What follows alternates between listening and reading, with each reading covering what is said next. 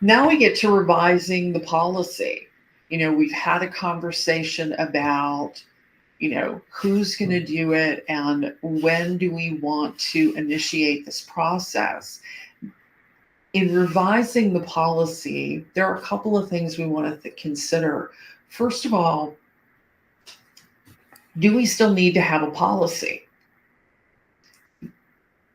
This is the toughest decision that we make.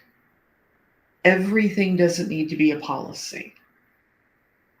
And really sitting down as an organization and saying, does this need to be a policy? Why are we creating a policy? Is important. And I know that it's at the end of this slide, but I just want to highlight just really quick. A policy is a high-level guideline. And policies often have procedures attached to them. So when we're talking about this revision process, one of the things that the organization has to ask itself is, do we need a policy? Do we need to have procedures? And are we revising the policy? Or are we simply revising the procedure?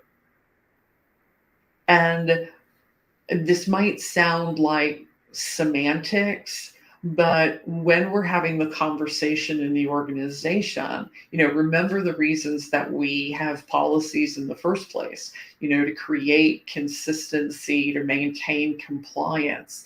So having this discussion internally can be really valuable for the management team to agree, yes, we need to have a policy and we need to have a set of steps.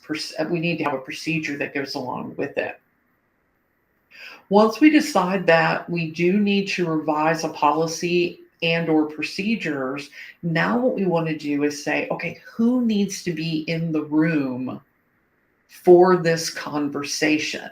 And everybody is not the answer, but we might need to bring in subject matter experts, especially if we're talking about details when it comes to a procedure that we can walk through with our SME to document things accordingly. It's possible we might also want to do some research, depending upon our industry. What's our competitive set doing when it comes to this? And when I talk about competitive set, I want to make sure that we're on the same page. Your competitive set is not just the industry that you operate in, but your competitive set could also be who's around you geographically, especially if we're talking about employee policies where we have employees that have a lot of transferable skills. So, I mentioned in my introduction that I used to work in the hotel industry. And one of the hotels that I worked at was in a downtown area. And I was one of 4 or 5 hotels that were on the same block together. So an employee could leave my hotel and go apply at the hotel across the street. But it was in the same industry.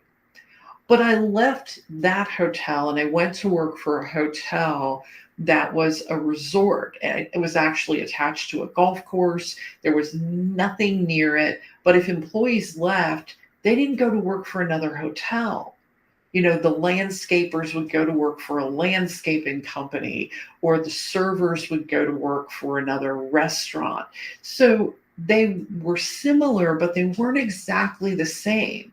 And so as we were doing our research, it could be important to us to understand what the people in our geographic area were doing about something, as well as what people in our industry were doing as we were putting together our policy. Then we're going to draft the policy and make any necessary changes.